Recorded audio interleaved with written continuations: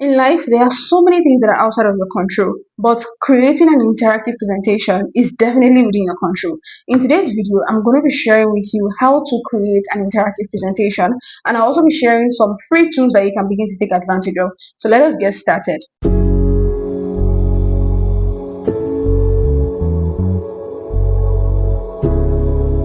Hello and welcome back to my channel. My name is Onyeka Adedayo. I'm a full stack marketer and community builder.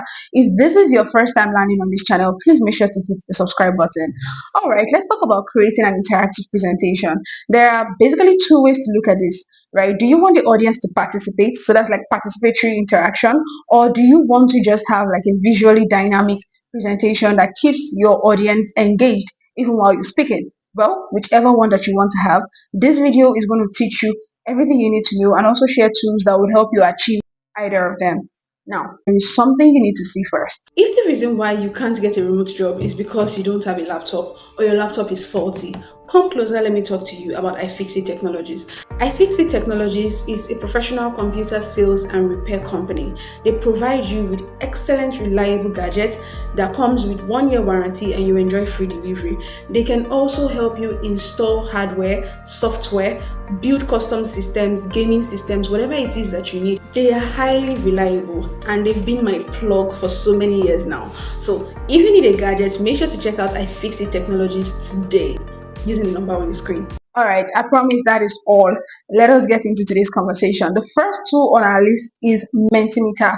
Mentimeter is perfect if you want to create a two-way experience, right? So if in case you're like doing educational webinars, workshops, in case you're having, maybe like a public quiz and things like that, Mentimeter is perfect. There's so many features that you can take advantage of. There's the multiple choice, word cloud, question and answer.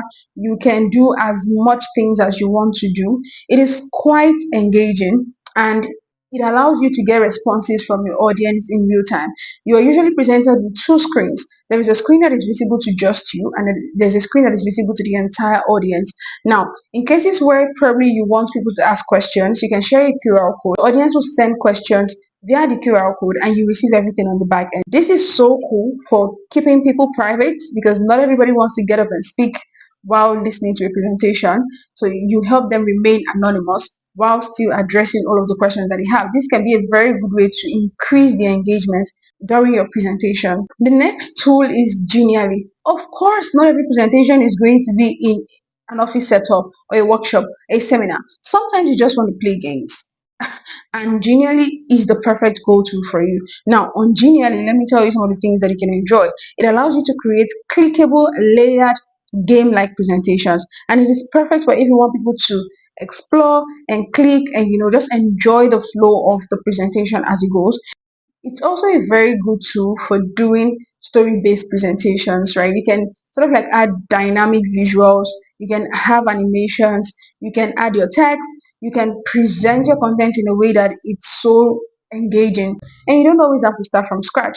There are templates as well. So you can take advantage of the templates and build something really, really cool that keeps your audience hooked. The next go tool is Google Slide.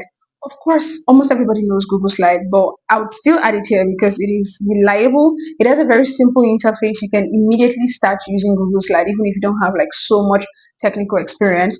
And it is pretty much direct. You can add animations, GIFs, and videos to your presentations using Google Slide.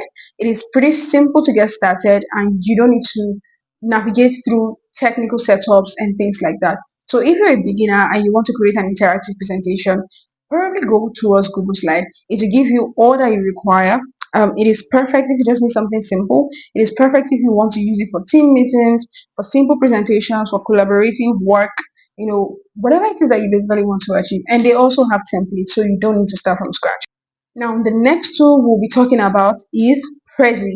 Now, I personally love Prezi because of how it allows you to see the big picture, right? As someone like me who's a public speaker, it's not every time you're going to be able to get your audience to interact with you while presenting, but then you want to keep them hooked. And I think Prezi just allows me to do that. It is perfect if you want to impress visually. It is also very, very good for Zoom-based storytelling instead of just slides, right? So as opposed to the usual slide one, slide two, slide three, you can have kind of like dynamic You can have a dynamic Zoom based layout of your presentation, and it's pretty cool. So if this is something that you'd be interested in, make sure to go for it. It is perfect for public speaking, for pitches, for thought leadership talks, and things like that. I highly recommend that you try out Prezi. I'm going to be trying out Prezi more. It also has an AI, so you can just give the AI prompt and it will generate something for you, right? But the disadvantage is you're not going to get the audience involved in this kind of presentation, right? It's just only going to be interactive because it has like a dynamic layout and people can enjoy the flow as you go. But then again, you can still customize, add images, add videos, whatever it is that you want to add. And then finally, we're going to talk about Gamma. I think that I've talked about Gamma a lot on different topics, but that's because it's so useful for many things. Now, although on Gamma, similar to Google Slides, you can't do a lot of animation. There are no interactive features, but it does allow you to have like a visually dynamic presentation, right? So instead of using your static images, you can also import GIFs. You can generate pictures using AI. Do whatever it is that you want to do, and it is very easy to use. You don't have to start from scratch. You can use a template. You can give it a prompt, and it generates something really beautiful for you.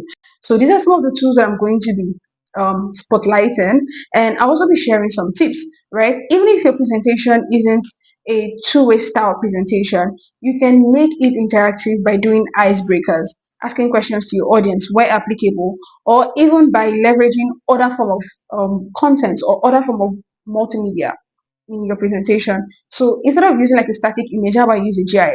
Instead of using maybe a standard GIF, how about you use like a simple video, right? Things like this, it keeps the audience hooked and it makes them watch and listen to you more. So if you want to create an interactive presentation, these are some of my tips for you. And I do hope that you try it out.